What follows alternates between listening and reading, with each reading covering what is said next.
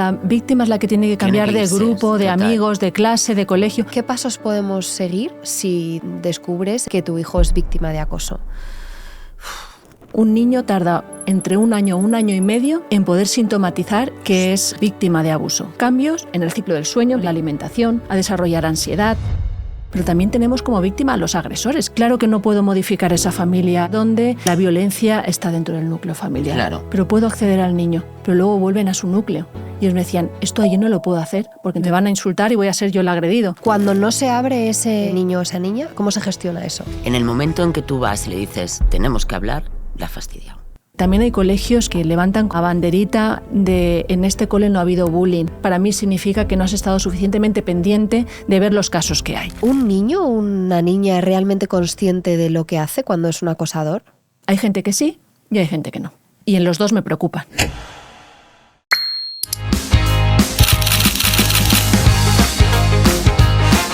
¿Qué tal? ¿Cómo estás? Bienvenida, bienvenido a Alimentando la Honestidad, el podcast de Smile It sobre crianza y cuidado infantil. Yo soy Gemma Hurtado. Es un verdadero placer estar, como siempre, una semana más aquí. Hoy tenemos, además, sobre la mesa pues un tema que abordar que yo creo que es uno de los mayores problemas a los que nos enfrentamos las familias y probablemente pues, nuestra mayor preocupación con nuestros peques, que es el acoso escolar. Para hablar de bullying, de señales de alerta y de herramientas que pueden ayudarnos a reaccionar, tengo conmigo a Belén Colomina, psicóloga, psicoterapeuta y experta en adolescencia, además autora de varios libros que hablan sobre el tema. ¿Cómo estás, Belén? Muy bien, encantada de estar Con aquí. muchas ganas de escucharte. Y tenemos también con nosotros a Melanie Olivares, actriz, mamá de 3, varios de ellos en plena adolescencia y muy sensibilizada con este tema del bullying. Así que vamos a empezar. No me gusta, la verdad, empezar poniendo los pelos de punta, pero no me queda otro remedio, porque es que los datos hablan por sí mismos. Más del 6% de estudiantes de entre 9 y 16 años se reconocen como víctimas de acoso escolar. Y lo que es peor, y esto es terrible, prácticamente la mitad de los compañeros y compañeras confiesan que no hacen absolutamente nada ante los casos de bullying. Además, 1 de cada 3 víctimas no lo cuenta por miedo o por no querer preocupar a sus familias. La verdad es que es un tema difícil de tratar, lleno de culpas, de dolor, de víctimas que muchas veces se hacen invisibles, se silencian. Así que yo creo que vamos a abordar este tema con mucha calma, serenidad, para dar también herramientas que nos sirvan a las familias, a qué hacer, cómo adelantarnos, cómo conseguir identificar que nuestro peque está sufriendo bullying y si es al revés, ¿qué hacemos si tenemos al acosador en casa? Así que vamos a ello. Belén, Melanie, no sé si... Qué melonazos, sí. ¿no? O sea, sí, una tras otra. Total. No quiero seguir el tema sin que empecemos a compartirlo las 3, porque creo que además, si no me equivoco, que es que preguntes a quien preguntes, seguramente es el tema que más preocupe a las familias, ¿no? El no quiero que acosen a mi hijo. No sé si lo compartís conmigo. En casa yo creo que en vez, o sea, esa preocupación no es que la tenga. Yo lo que siempre pongo el foco en cualquier cosa que pase, tú tienes que hablar y tú tienes que señalar qué es lo que está pasando. Y yo creo que eso para mí es algo que me reconforta, el saber que mis hijos ante una agresión de una víctima van a sacar la cara, ¿no? Van a agrupar. Yo siempre les digo que juntos somos más fuertes, con lo cual, claro, esto pasa en mi casa. En otras, pues igual no pasa lo mismo, y de ahí vienen los problemas. Pero es verdad, y una cosa que has dicho que me ha sobrecogido es que ¿qué pasa cuando el agresor está en casa y no te das cuenta? Uh-huh. Sí, de eso vamos a hablar. O sea, ¿será eso porque tienes una actitud o unas relaciones agresivas en casa y entonces como que lo pasas por alto? Es que no sé, es que ahora de repente... Ahora Belén nos va a iluminar. Tengo muchas ganas de que nos cuenten muchas cosas. Porque justo además, por lo que decías, ¿no? Lo importante es que en cada familia nunca quieres que tu hijo sufra. Y el bullying o el acoso o el abuso, cualquier situación de estas, es que es un menor, es que es muy vulnerable en su autoestima, en su confianza, en la construcción de su propia identidad, en cómo se va a mover en las propias relaciones. Y entonces tenemos a esta víctima, pero también tenemos como víctima a los agresores, que hay que también que atenderles a ellos y a las familias. Y luego a los agresores pasivos, este público que observa, graba o ve y normaliza este tipo de violencia, ¿no? Entonces creo que desde casa sí es importante sobre todo aprender a observar si están habiendo cambios para saber, porque de media un niño tarda entre un año y medio en poder sintomatizar y poder compartir que es víctima de abuso, con lo cual llevamos un curso y medio de avanzadilla. Por eso cuando sintomatizan en diferentes conductas que en casa ya es observable, el niño ha acumulado mucho sufrimiento. ¿Cuáles son esas? Cambios, sobre todo es cambios en la conducta normalizada de tu hijo. Es decir, pueden haber cambios en el ciclo del sueño, empieza a tener pesadillas, cambio en la alimentación, empiezan a no querer comer o a comer menos o a comer más, a desarrollar ansiedad, a bajar en las notas y muchas veces esto se confunde y se le anima a estudiar más y encima se le riñe en casa. Y entonces, como si tu hijo era buen estudiante y estaba estudiando bien, que salte la alarma y vamos a indagar, abrir espacios para comunicar, para explorar, porque probablemente también haya algún problema o dificultad emocional, abuso o no, pero hay alguna dificultad. Claro, yo creo que no solo en el abuso, ¿no? Sino en muchas cosas que pueden pasar. O sea, igual el detonante es una bajada de notas, pero no tiene por qué ir relacionada con el bullying. No. Pero sí que estar alerta con tu hijo me parece como fundamental para poder tener una buena relación, una buena comunicación con él o con ella, ¿no? El ver... Entonces estaríamos otra vez haciendo lo que estamos diciendo que no se puede hacer, que es observar y no actuar, ¿no? Ante una víctima o un niño que tiene dificultades o que está pasando por un momento y no nos escuchamos demás. Bueno, miramos para otro lado normalmente y eso a mí me aterroriza. Sí, porque además es verdad, ¿no? En la era de mayor comunicación y mayor prosperidad tecnológica para avanzar, estamos retrocediendo en algo muy fundamental que es la comunicación directa, las habilidades de comunicación, las habilidades de escucha, las habilidades de pasar tiempo en familia sin nada más, es decir, hablar por hablar. Belén, ¿crees que todo parte de ahí? De que si hay una buena comunicación se podrían evitar posibles... O sea, de las dos partes, que sea el acosador y que sea víctima y enterarte porque te lo cuenta gracias a la comunicación que hay en casa. Entiendo que... Si hay comunicación y confianza avanzamos mucho. Porque el menor siente como ese espacio en el que sabe que le van a escuchar sin cuestionar. Sin juicio, ¿no? Porque claro, cuando su autoestima está en juego y hay situaciones de abuso muy complejas en su vulnerabilidad que atacan directamente a una herida. Entonces, cuando empieza a haber una herida y empieza a crear como un pequeño trauma, el niño propio o niña está bloqueado. Él no va a poder comunicar esto. Por eso muchas veces necesitan de la ayuda de los espectadores, esos que están callando, necesitan de la ayuda de alguien externo que pueda decir, creo que está pasando algo. Veo a este niño muy callado o muy triste cuando antes siempre estaba jugando en el patio, o lo veo que en la hora del patio se retira y está él solo en un banco, o desde casa podemos observar que se retira más a la habitación o que empiezan estos dolores de tripa de que no quiero ir al cole, hay una excursión y prefiero no ir. Empiezan a haber cosas que antes sí que le gustaban y nunca había hablado de ellas y esto tenemos que observarlo como un síntoma y los síntomas solo nos avisan de que hay algo más. No solo es el síntoma y ocuparnos del síntoma o corregirlo, sino es como un escaparate, decir, algo está pasando, vamos a observar y escuchar, ¿no? Vamos a ayudarle. Y una vez que ves esos síntomas, claro, no, me imagino que no todos los pequeños o adolescentes se abren igual de rápido o fácil que otros. Entonces, cuando cuesta que te cuenten, pese a que haya comunicación, pese a que tú tengas señales de alerta, preguntes cómo estás, cuando no se abre ese niño o esa niña, ¿cómo se gestiona eso? Mira, ahí lo importante es trasladar la importancia de que si algo ocurra, que lo pueda contar. Igual no soy yo la persona a la que me lo quieres contar, pero apóyate en alguien, en tu hermano mayor, por ejemplo, ahí los profesores de actividades extraescolares, entrenadores, hacen muy buena figura, porque muchos tienen como una figura de referencia, de respeto, y que en los vestuarios o en situaciones informales el niño o el adolescente se abre.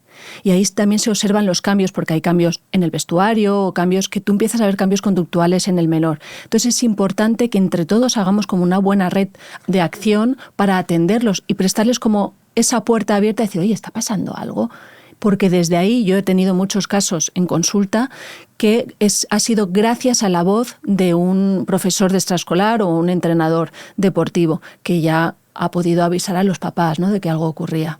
Antes que sigamos adentrándonos en el tema, también me parece un poco importante ubicar, ¿no?, en la aproximación espacio-temporal cuándo empieza el bullying, a qué edad y sobre todo cómo podemos erradicarlo, ¿no? O que no... primero, sobre todo, cuándo empieza el bullying, que me parece importante ubicarlo. Pues mira, el bullying empieza, por desgracia, desde muy tempranas edades. Cuando los niños empiezan con el juego simbólico, están todavía un poco más en lo suyo, en esa abstracción. Pero cuando empieza ya el pensamiento concreto, es decir, cuando ya empezamos hacia los 6 años, 7 años, no suele ser muy común. El grosso de la estadística estaría ya hacia los 8 o 9, y hacia los 10, entre los 10 y los 14, que es el periodo de preadolescencia y adolescencia, se abren temas muy complejos porque empieza la importancia del grupo y la validez del grupo. Entonces, cuando de niños, claro, cuando entre niños sucede el bullying, es más fácil que los niños reabsorban en grupo y apoyen a la víctima. Ahí es más fácil. El problema está cuando empieza en la preadolescencia, que nadie quiere verse del otro lado. Y ese es el problema. Claro, pero también tiene que ver con querer hacer personas estándares, ¿no? Y no abrazar la diferencia realmente que tiene cada cual. Totalmente. Entonces, que el ser diferente o ser cada uno como somos, especiales, distintos, eso sea motivo de juicio, ¿no? Y de acoso. Y de acoso, hostia, eso, ¿no? Nos tiene que hacer pensar en todas las medidas. Nos tiene que hacer pensar qué estamos haciendo los demás también, porque hay un sistema que no está funcionando. Sobre todo, sí. Corrígeme, Belén, que entiendo que en lo que comenta Melanie de cuando un niño juzga a otro porque es que no quiere decir diferente, no sé, porque es que todos somos diferentes, o sea, ¿no? Cuando un niño juzga a otro por X o por Y, entiendo que ese juicio es absorbido o es aprendido previamente por una conducta igual que hay en casa o algo que en su entorno social, que ha visto cosas y ha escuchado ciertos comentarios de un adulto que entonces lo aplica. O sea, aparte de ahí... Hay muchos factores, pero uno de ellos y muy importante es ese, ¿no? ¿Qué valores hay en casa? ¿Qué tipo de educación y qué tipo de creencias se están ofreciendo? Porque muchas veces son creencias no directamente. Por ejemplo, se valida decir, oye, pues tú tienes, cuando llegues al patio, tú eres el primero en dar una torta, ya coges ahí para ser el respetado. Y entonces, claro, el niño, como efectivamente, si da la torta, es respetado por miedo, pero él entiende porque en casa están validando esa conducta como, bueno, estás cogiendo un buen rol. Como normal, ¿no? Claro, entonces desde ahí vienen como muchas conductas veladas que en el propio sistema familiar no se dan cuenta de que realmente están avalando y normalizando una violencia, sino que son como creencias. Por eso muchas veces vienen por conductas muy obvias en casa y otras no tan obvias y pasivas o indirectas, que también tienen que ver en la configuración de actos violentos, físicos o verbales, o sociales, porque marginar y dejar de lado a alguien y disfrutar de dejarlo de lado nos tiene que llevar a pensar y decir, estamos haciendo que ese niño de adulto pues sea alguien que no te gustaría que en el trabajo te trataran así. Entonces, como adultos... Claro, y también hay una cosa que es que, y eso somos responsables absolutamente los adultos, es que les damos los móviles, bueno, los que los dan, los móviles a una edad muy temprana, muy temprana. Eso abre otro melón, que es el ciberacoso, que antes no existía. Y la pornografía con 8 años, que tienen acceso a ella. O sea, es que, vamos a ver, es que ¿qué hace un niño de 8 años con un móvil sin una supervisión o en un momento determinado ir a comer y estar con los padres y ves que están todos con los móviles? Y ahí es donde falta comunicación. Claro, entonces, ¿qué comunicación creas con eso? Si es que las referencias que van teniendo son las cosas que les van llegando del móvil. Y eso también son informaciones sesgadas, son cosas muy agresivas que el niño se empapa. O la niña se empapa y que cuesta mucho, yo creo, luego como desvincularlos de eso, porque no están acostumbrados a conectar con un ser humano, están con una máquina. ¿Tú has notado, Belén, ese cambio en el Tremendo. acoso desde que existe Tremendo. el ciberacoso? Tremendo, porque amplifica el dolor, amplifica el trauma y amplifica la herida. Porque antes, si nos ceñimos al aula o nos ceñimos al patio, tú luego salías y te ibas a casa a un lugar de seguridad. Te ibas a tu barrio con los amigos que eran de tu seguridad. Entonces eso generaba un equilibrio emocional que reparaba un poco esa sensación, la amortiguaba. Pero claro, ahora te persigue hasta el lugar más seguro, que es tu habitación. Porque abres el móvil y ya directamente en redes sociales puedes verlo, pero además en los chats. Y en los chats se multiplica en los grupos. Chats, en WhatsApp. Sí, en los WhatsApps del cole. Ti, claro. O que simplemente tú digas, hola, alguien va a la excursión y a ti no te contesten. Ya. Y hable otro y le contestan los 50, qué guay, pues voy a ir contigo. Eso que damos por alto, necesitamos ser conscientes que como padres, como educadores, somos responsables de educar en las redes. Y al igual que tú no dejarías que tu hijo en un parque pasara a alguien por al lado, le saludara y no dijera nada, que le dirías, si quieres educarlo, le dirías, oye, di buenos días o respóndele. Igualmente tienes que facilitar que sepan manejar de forma respetuosa y educada también los chats que entre ellos se hablan. Es decir, si alguien pregunta algo, está bien que alguien responda. Te caiga bien, no te caiga bien. Es cuestión de cordialidad, de respeto y de educación.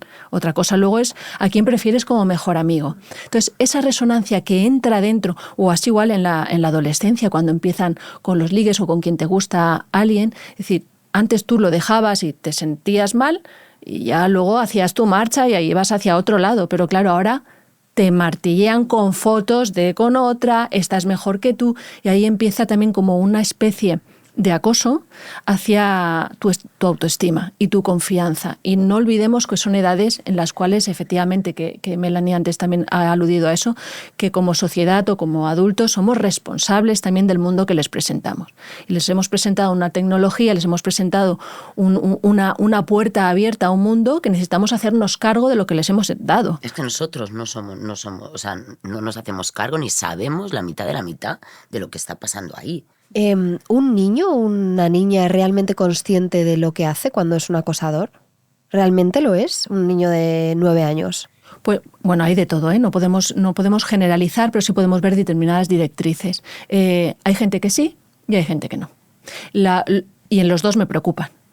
Porque si yo soy consciente de tu dolor, porque tengo empatía suficiente para entender que te hago daño y abuso, es decir, sigo en el acoso cada día, esto me preocupa por un lado de estructura mental. Pero si yo no me entero, me preocupa por otro lado de estructura mental, que es como, no estás empatizando con el otro, no te estás enterando de lo que está sucediendo afuera. Es como la típica frase, ¿no?, del bullying es cosa de niños, ¿no? Y es como, no. O sea, bueno, es cosa de adultos, de responsabilidad que suceden hacia los niños. Esto es un tema mayor, ¿no?, porque somos los responsables de ellos. Un niño no puede actuar en esto. Y entonces necesitamos entender que la empatía también se educa. Que si tu hijo ve ahí una broma, tenemos un problema. Porque la broma es cuando el otro se está riendo. Pero si el otro deja de reírse, pruebas otra vez y ves que ya su cara ya no es seria, sino que va causando sufrimiento, si tú no eres capaz de leer esto en el rostro del otro, tienes un problema de empatía. Tienes un problema de confundir lo que es tu derecho con el del otro. Entonces vamos a tener un problema mayor de a futuro. Con lo cual en ambas, sobre todo porque a nivel de empatía, hay que conocer que existe la empatía cognitiva y la empatía emocional. Hay una empatía cognitiva en la cual yo entiendo que tú sufres y esta la entrena mucho por los emoticonos. Y yo he visto muchos en que dices, ay, que se le ha muerto el perrito a no sé quién. Y entonces yo te envío un besito o las manitas, que estés bien, ¿no? Porque entiendo que tú estás sufriendo y que eso es lo correcto. Pero no estoy sintiendo nada. No estoy sintiendo la empatía de verdad de decir, ostras, fíjate lo que le ha sucedido a mi amiga, qué mal, voy a enviarle un besito. No. Entonces, claro, todas las redes sociales, esa ligereza en la información y los emoticonos sin pasar por el filtro de la emoción y de la resonancia, crea un hábito de normalizar determinados sufrimientos como cosas que pasan. Entonces no pasamos por el filtro de vamos a detenernos a realmente sanar las emociones. Y las emociones no se pasan por lo cognitivo y lo intelectual. Todos ya de adultos sabemos que cuando tú has sufrido en una emoción bastante intensa, que no se arregla ni con emoticonos, ni con vídeos de risa, ni con un amigo de jijijijo, sino necesitas profundizar en la emoción y saber sostenerte. Eso ojalá lo podamos transmitir a los niños ya, que sepan llegar a esa emoción y sostenerla, porque la regulación emocional de todos estos desequilibrios es importantísima aprenderla ahí, porque luego de adultos no van a saber regularla y van a normalizar, a abusar y acosar de adultos. Entonces necesitamos invertir en esta prevención. Eso te iba a decir, que si realmente sería necesario, útil o fundamental que hubiese, pero de manera, o sea, para todo el mundo, no solo para el niño que está teniendo conductas de posible acosador, sino como de estandarizar que las familias necesitamos ayuda para tener herramientas para cómo entablar una conversación en casa sobre el bullying, o cómo darles herramientas para localizar o poder saber cuando un amigo suyo está siendo acosado. Es que yo creo que en cualquier cosa que tú quieras comunicarte con tu hijo, en el momento en que tú vas y le dices, tenemos que hablar, la has fastidiado. Quiero decir, si esto no es un... No, digo, no sé, por lo menos lo que a ti te funciona, claro. Lo que a mí me funciona. Yo sé que si yo inicio una conversación para transmitirles algo, no puede ser de una forma... si paramos maquinaria... Paramos maquinaria... Sí. O sea, no. Esto es el... Porque de alguna forma hay un bloqueo por su parte cuando tú te estás poniendo ahí, porque no estás al mismo nivel y ellos también se descolocan, ¿no? En cambio, si todas estas herramientas que podemos ir teniendo se van integrando en la convivencia, en el día a día, en lo que te cuenta, sin juicio, ¿no? Y pudiendo también conectar con ellos desde un sitio en el que no se sientan que les estás dando la chapa, yo creo que ellos y ellas ya entran dentro de esta dinámica de abrirse. Pues, de abrirse, de empatizar, claro. De ver. Porque si no, cualquier cosa que sea... Vamos a ver cómo es esto.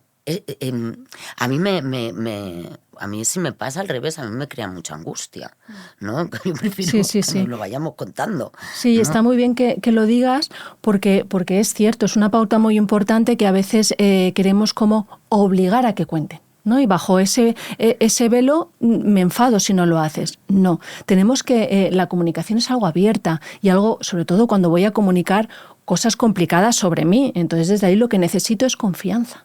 Claro, pero antes de compartir cosas complicadas, has compartido cosas mucho más banales, ¿no? Totalmente. Entonces, yo creo que si ellos ahí se sienten realmente sostenidos y realmente escuchados y no juzgados, puede ir a más. Lo que, claro, si ya en un momento determinado, en cosas más banales, tú ya estás dando una caña y, ¿no? Pues, ostras. Se cierran en banda. Claro, se cierran en banda y también la comunicación no fluye. No fluiría tampoco con un adulto. Uh-huh. Y esto es importante porque en realidad lo que está haciendo el adulto ahí es modelar la comunicación. Entonces, si yo modelo la comunicación de una manera muy agresiva o contundente o impuesta, no fluye. Lo que ella está comentando es esta parte muy importante, es que como modela la conversación, como hablar, compartir, abrir el mundo emocional. Y para eso también los adultos necesitamos compartir nuestro mundo emocional, ¿no? Porque nuestra mirada es muy importante. No es lo mismo llegar a casa y estar culpando al mundo de todos mis problemas que llegar a casa y contar, madre mía, qué día más cansado he tenido, o fíjate qué problemas, pero bueno, y ver que en ti empiezas a relativizar, empiezas a solucionar el problema desde tu responsabilidad, no desde culpar a otro. Entonces son como pequeños modelajes que hacemos en casa para la vida, ya no solo del niño, sino del ser humano, ¿no? Y también yo creo que, cogiendo un poco el hilo de lo que decías, Belén, que vean eso nuestros hijos en casa, de no culpando siempre hacia afuera las cosas que nos han pasado en ese día de trabajo, de lo que sea, personal, profesional, sino que realmente vean un ejercicio de autocrítica, autorreflexión, de parar, de ver, de hablar, de comentar cosas que preocupan sin echar balones fuera.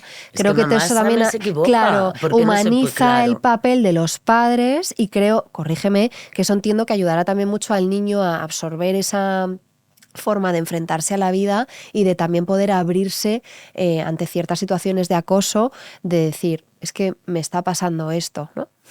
Sí, porque hay como comentarios sutiles que validan determinadas acciones agresivas porque empiezo a culpar el mundo y empiezo yo también a hacer lo mismo desde casa que me han hecho a mí. Entonces desde ahí es importante, y ahí ya se valida un poco diciendo, bueno, si te han agredido, pues entonces tú también puedes usar este tipo de argumentación. Y eso es muy importante, porque desde casa tenemos un rol muy importante de poder decir, bueno, podemos educar en otro modelaje, porque ahí lo que estás haciendo en casa es modelar este procesamiento operativo de pensar. Los niños aprenden a pensar con lo que tú les ayudas a pensar. ¿En qué procesamiento estás haciendo? Si yo, cuando he tenido un problema en el trabajo, llego y puedo contarles que yo me encuentro mal y qué vías de solución puedo hacer bajo mi responsabilidad, es muy distinto. Ayudo a pensar a que cuando tengo un problema voy a buscar soluciones constructivas y respetuosas. Es muy distinto a cuando escuchan todo el rato, todos los días, que los problemas son cuestión de otros y que además ellos son los culpables. Yo no tengo nada que ver y encima empiezo a insultar o a tener como conductas agresivas o de fuerza hacia ellos.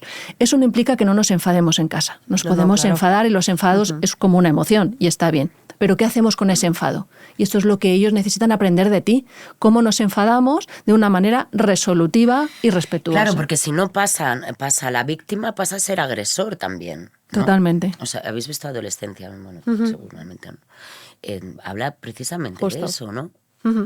De un niño que sufre bullying y acaba como acaba. No voy a hacer spoilers. Pero bueno, por desgracia la vida misma nos hace el propio spoiler, ¿no? De decir, la mayoría de niños agresores están sufriendo determinadas situaciones en casa, no solo ya de agresión física y violenta, de haber sido ellos las propias víctimas, que también existen esos casos, pero hay otros casos que también son conductas más veladas de agresiones psíquicas o vistas.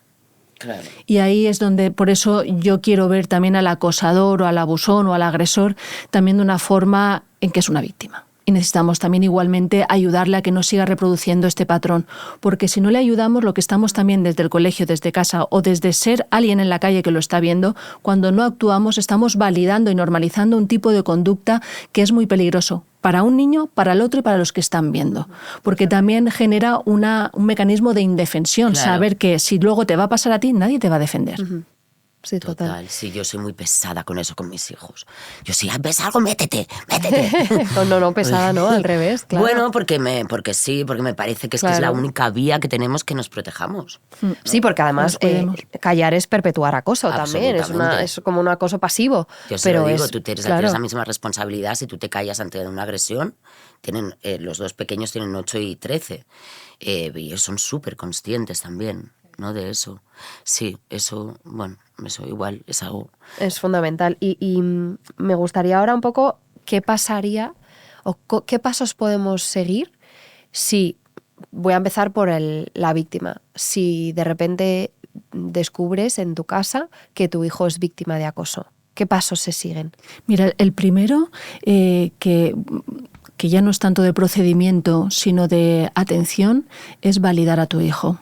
Escucharle desde la confianza de que por fin ha podido abrir ese tema, de que lo está contando, validar sus emociones, que no se sienta culpable, perdón, y esto es muy importante para que ellos se sostengan, para que esto no vaya minando su autoestima y se sientan esta parte de responsabilidad, algo habrá en mí, algo habré hecho que no he sabido parar esto, o algo tengo yo que pues no soy del todo gracioso, no soy popular. Y esta validación y acogida es súper importante. Seas padre, seas educador, seas el instructor de deporte, seas el profesor, quien te encuentres con un niño, es importante validar su mirada, porque es un niño y te necesita. A partir de ahí tenemos que hacer acciones. Eso es desde casa y luego necesitamos, si ha sido en el colegio, informar. Y desde esa información que se empiece a observar realmente la realidad de lo que está pasando y ya abrir los protocolos del bullying que afortunadamente ya se están poniendo en marcha. Aunque desde mi punto de vista necesitan muchas más cosas. Totalmente. Luego, si quieres, profundizamos más en esa parte. Pero ahí ese sería como el primer protocolo en el cual además necesitas estar pendiente de eso. No es comunicarlo y ya está, y luego asumir que diciendo, es que no me dicen nada, no, sigue encima del tema porque es tu hijo y los demás, los que están, y aunque no sea tal y como te lo ha contado, algo hay. Y generalmente hay más de lo que te ha contado.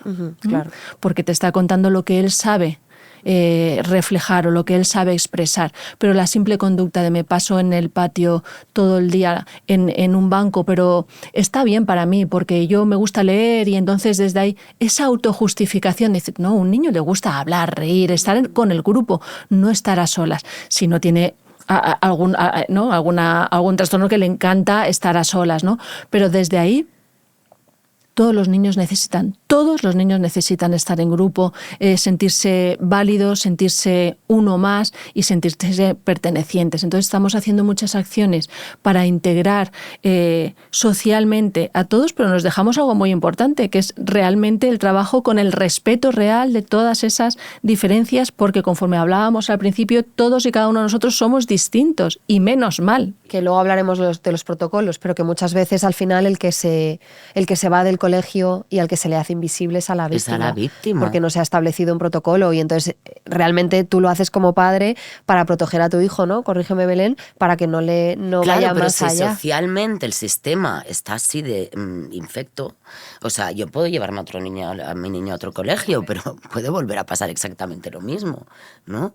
Que entonces, ¿qué hacemos con eso? Y además este es un patrón injusto, ¿no? Es como la víctima es la que tiene que cambiar de grupo, de amigos, de clase, de colegio, que a veces es elegido y les viene fenomenal, eso también es verdad, muchos lo piden porque les viene fenomenal el poder cambiar y que nadie ya les vea bajo esa imagen, ¿no? Y entonces ellos mismos se reinventan y les sirve como un nuevo aliento decir, bueno, vuelvo a este cole siendo otro, ¿no? Y entonces eso les sirve. ¿Cuántas veces ha pasado que eso cambia y sigue habiendo bullying? Exactamente. Por eso es como si el niño eso no desea hacerlo, es decir, no es un patrón justo.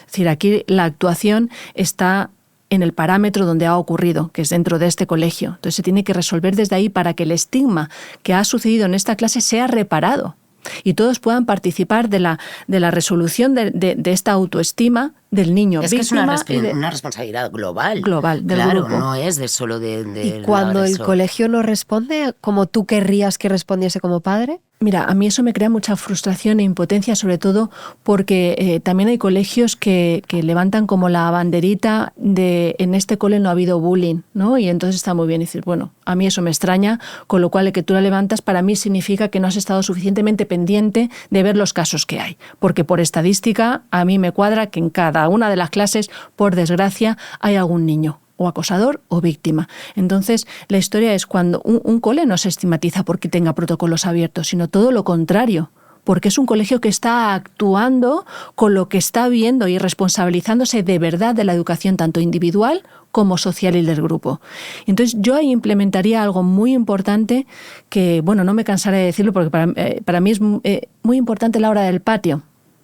La hora del patio, la hora del comedor, que tienen luego 2 horas libres. Es decir, ahí no hay profesores, porque claro, no podemos darle la responsabilidad de todo a un profesor. El profesor tiene que dar esa materia académica y puede observar un poco, llevar el tono emocional del aula, pero no puede hacerse responsable también de detectar esto. Entonces, eso también tiene que ser como una asignatura más. ¿Cómo estás jugando? ¿Cómo estás tratando a los demás? ¿Cómo estás alimentando a los grupos? Eso me encantaría que fuese como una asignatura, es decir, qué habilidades sociales estás teniendo. Si eres muy irrespetuoso, igual suspendes esa asignatura. Si estás jugando al fútbol y eso valida que empujes, pegues y tal, en tal de meter un gol, pues probablemente igual tenemos que hablar contigo para enseñarte a jugar al fútbol de una manera más sana y educada, ¿no? Que tú dejes a un niño solo y no lo integres en tu grupo, pues también es algo irrespetuoso, que igual no quieres que sea tu amigo, pero es que sois compañeros. Y como compañeros, quizá tienes que tenerle un respeto y una cordialidad. Sea diferente para ti, te guste, no te guste, da igual. Es una persona como tú. Y al igual que a ti no te gustaría que te hicieran eso, al otro tampoco. No somos nadie más que nadie. Sí, no hagas a los demás lo que no te gustaría que te hicieran a ti. Total. Hemos hablado de la víctima, de pasos a seguir en el caso de detectar en una casa que existe que hay una víctima de acoso. ¿Qué pasos a seguir podemos dar si en una casa está el acosador? Esto es más complicado porque generalmente, a ver, si la familia absorbe bien esta información, es fenomenal.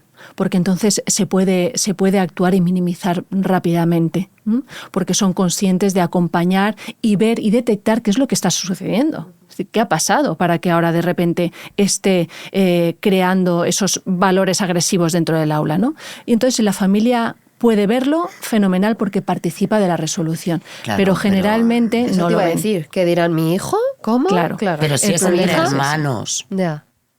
y no se hacen cargo de la situación, de que el mayor esté pegándole al pequeño. Y no Sí, eso es verdad que muy normalizado. No, dices, Sí. pero ¿por qué le tiene que pegar? son hermanos, ¿no? Pero ¿cómo que son hermanos? O sea, no, o sea, eso no es así. Sobre todo cuando hay una diferencia de edad y una diferencia de tamaño tan grande, Claro. que estás abusando del pequeño. Pero si eso pasa con... Entonces, jauja, yo también con mi hermano me partía la cara. Y dices, ya, pues igual es un cafre, ¿no? Y estás repitiendo el mismo comportamiento con tu hijo. Exacto, igual tendríamos que haber hecho algo, ¿no? Entonces, por eso es en esas familias cuando empezamos a validar o normalizar determinadas conductas agresivas, no vas a ver que tu hijo realmente está ejecutando un daño sobre otro, ¿no? Una irresponsabilidad o está violando un derecho de los demás, de la Pero seguridad, eso como de la no lo puedes ver, autoestima. porque está muy claro, o sea, tú lo ves. Claro, porque forma parte de tus valores. Entonces, con lo que tú estás diciendo, si yo veo que ha Lo sido tienes cosa de interiorizado, hermanos, claro. y mi padre me educaba así, yo quiero seguir con esto, pues claro, Uf, cuesta a un mí eso poquito más de ver. me explota la cabeza. Sobre todo en familias donde la violencia está dentro del núcleo familiar. Claro. Entonces, claro, desde ahí se convierte en algo, pero ojo, esto es difícil que ellos lo vean, pero eso no determina que no actuemos. Esto implica que también sigamos señalando y que desde donde podamos trabajar es lo que yo hago en consulta. Es decir, a veces no puedes llegar a todo, llega hasta donde puedas. Tu granito de arena que esté en acción. Claro que no puedo modificar esa familia y toda la historia y toda la mochila que llevan, pero puedo acceder al niño.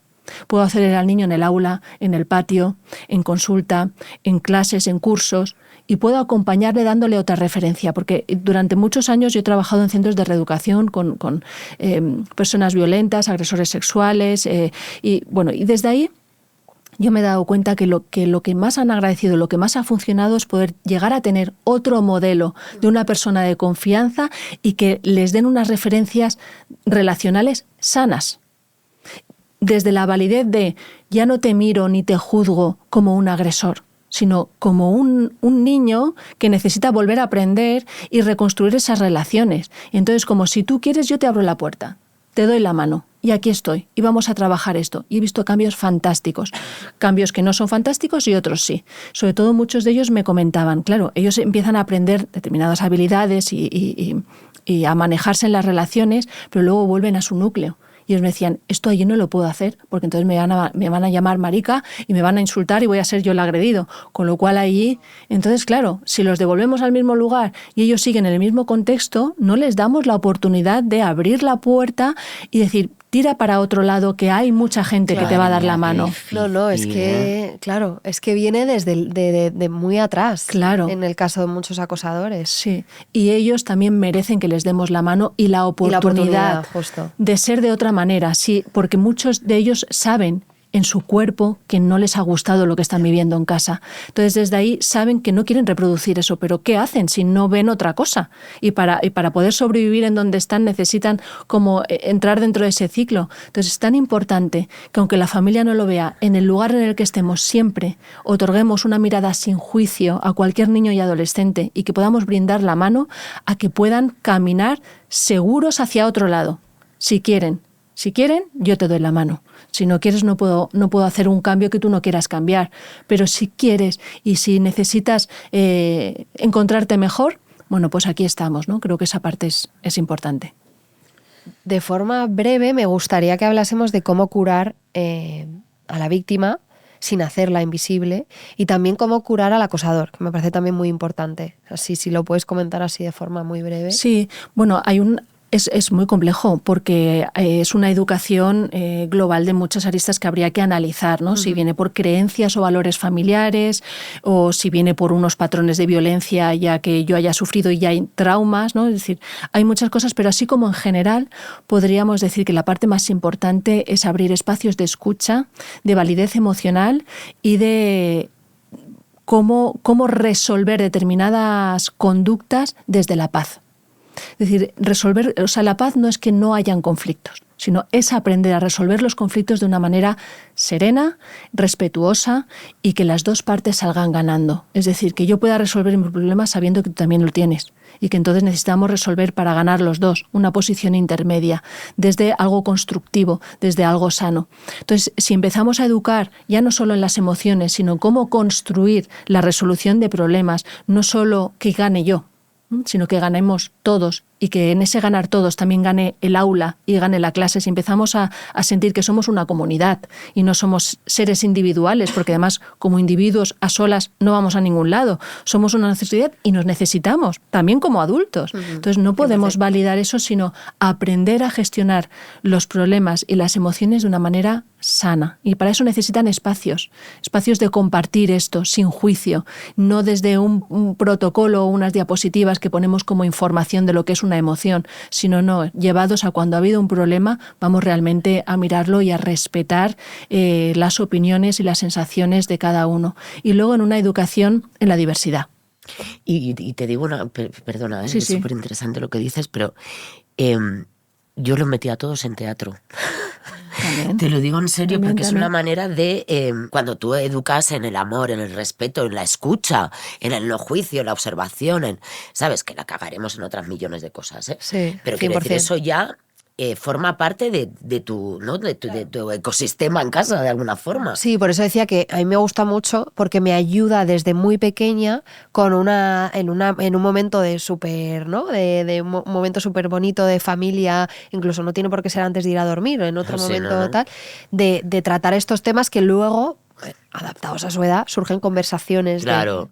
Sí, además esa edad es muy importante y ahora que lo comentas, pero antes algo que has dicho tú que es que me ha gustado mucho para poder decirlo, ¿no? También es como no tenemos que ser perfectos porque no lo somos, pero suficientemente buenos, ¿no? Es como estar atentos a entonces meteremos la pata por un lado, pero oye, me daré cuenta y la repararé y ya está, y con eso seguimos, ¿no? Entonces lo importante es eso, no buscar esa perfección autoexigente que también nos hace daño a nosotros mismos, sino ser capaces de poder absorber tanto los errores como los aciertos y caminar con ellos, ¿no? Porque ellos también aprenden de eso, de que hay errores y que también puedo repararlos y tirar con eso para adelante de una forma sana. Y luego, con respecto a los 3 años, es importante porque fíjate que ahí es como la primera adolescencia. Es donde empiezan a experimentar los límites del no. Las primeras pataletas, digo, ahora te digo que no y tú reaccionas y entonces a mí me encanta jugar a eso, ¿no? Y entonces empiezan como a moverse ahí, empiezan a generar los mecanismos internos que ya se van quedando establecidos, ¿no? Para luego en la adolescencia real, que es cuando empiezan a desafiar los límites, ¿no? Entonces es importante también en esa edad empezar con los valores sobre cómo poner límites sanos. Porque al final, por ejemplo, en esa edad, ¿no? De que dejo mis juguetes, no dejo mis juguetes, si quiero ser generosa o cómo pongo los límites, es decir, si es que sí, tenemos que ser generosos y a veces no quiero dejar el juguete. Entonces, bueno, ¿cómo aprendemos a llevar estas dos opciones, ¿no? Cómo poner un límite sano, eso no significa agredir al otro o hacerle llorar porque no le dejo lo mío, o tampoco pasa por dejarle todos los juguetes porque tengo que dejar, porque entonces hará un efecto rebote, ¿no? Entonces, una edad importante también para acompañar. Yo en mi segundo libro, en Mindfulness para Familias, comparto muchos ejercicios de regulación emocional en casa. Porque es mediante en esos espacios cuando nos podemos reunir de una manera calmada. Yo le llamo ahí la cabaña de meditación, que puede ser un cojín, una mantita, un trocito de sofá donde siempre nos juntemos ahí, pero es que nos juntamos a hablar, a contarnos qué ha sido lo mejor del día, lo peor del día, desde ese estado de regulación, porque las familias ahora tienen un sistema de estrés muy alto y entonces cuando el sistema de estrés está alto hablamos en negativo. Y en negativo es todo lo que falta. Has hecho esto, no has hecho esto, exigencias, castigos, deberías. Bueno, también necesitamos un espacio para compartir más allá de eso. ¿Qué tal el día? ¿Cómo has estado? Que es un poco lo que comentábamos al principio del hablar, ¿no? Que de pueden comunicar. surgir conversaciones de más profundas. Me está pasando esto en clase, hay un niño, una niña, ¿qué tal? O sea, que ahí damos pie a que, que puedan porque compartir ese espacio no está, es mucho más complicado. Justo. Claro, porque hay niños habladores de por sí y niños que no son tanto, pero igualmente ambos necesitan un espacio de conversar con los papás. Es que eso es maravilloso en edades tan pequeñitas, porque luego ya siempre, ¿no? siempre. Pero ahí lo están aprendiendo, ¿no? Ajá. Entonces, desde ahí, desde ese aprendizaje, saber y luego recordar, pues yo tuve a mis papás ahí hablando y hacíamos la cabaña de meditación y hacíamos muchos... Vamos a comprar estos libros en cuanto salgamos de aquí. Bueno, pues tenemos que ir terminando. Sí que me gustaría algunas conclusiones, ¿no? Que al final, obviamente, es un tema súper difícil, súper doloroso. O sea, yo estaría escuchándola. Sí, me encanta, horas, sí. Pero sí que me gustaría que al final busquemos la parte como más, o sea, la esperanza en toda en todo este tema que es complicado, es difícil, pero estoy segura que con las herramientas que has dado, Belén, podemos ayudar a familias y que se sientan, ¿no?, acompañadas y cuidadas en todo el proceso. Ojalá, porque en realidad una de las partes tan positivas de las tecnologías es esta parte de difusión, ¿no? Donde antes no llegaba a las casas la información, afortunadamente ahora tenemos más información. Entonces yo creo que la información, sabiéndola usar, nos puede ayudar mucho a realmente concienciar de que no somos seres individuales, sino somos una sociedad que es muy importante cuidar, validar y abrazarnos, ¿no? Porque juntos llegamos mucho más lejos y además mucho mejor. Entonces esa sensación de encontrarte bien la encuentras con un otro, no en una pantalla. Entonces ojalá cuando nos miramos a los ojos podamos ver a un ser humano que podamos contar, oye, qué bien me lo estoy pasando y crecemos juntos, ¿no? No quiero yo más que tú, queremos lo bueno para los dos. En la interpretación, cuanto mejor estés tú, mejor voy a estar yo. Claro, ¿sabes? correcto. Y eso, pues en la pero vida tendría lo que mismo, ser en la vida, ¿no? claro, justo. No, pero hablo que es trasladable. O sea, yo creo que necesitamos la mirada del otro para todo, ¿no? Sí. Con para acompañarnos. Pues mira, ojalá tengamos esta charla también, ¿no? Ojalá tengamos esta charla, esta conversación en unos años y hayamos avanzado un poco en todo este tema del bullying, porque desde luego falta mucho protocolo, que es verdad que es un tema que no nos ha dado tiempo mucho a hablar, y que con mirada empática, ¿no?, con mucha conversación, con mucha comunicación, con profesionales tan buenos como Belén, que nos puedan acompañar en todo este proceso, tanto si tienes un acosador o acosado en casa. Estoy segura que todas estas cosas y tratándolo con mucho mimo, pues podemos poquito a poco, ojalá, terminar con el bullying y que esta situación pues mejore y que a las generaciones venideras les dejemos algo un poco más agradable. Sí, tenemos una gran labor ahí. Desde luego. Un gran trabajo. Ha sido súper interesante. Sí, muchísimas gracias a las dos, Belén, Melanie. Gracias a vosotras, sí, ha sido un placer. Un verdadero placer escucharos. Así que nada, millones de gracias a ti que estás escuchando, de verdad. Es un tema, bueno, que yo creo que espero que haya sacudido alguna que otra conciencia para pues recabar información y ayudar a nuestros hijos en el caso de que, bueno, pues se vean, aunque sea cercanos a casos de acoso escolar. Muchísimas gracias y nos vemos en el siguiente episodio para seguir alimentando la honestidad. Hasta luego.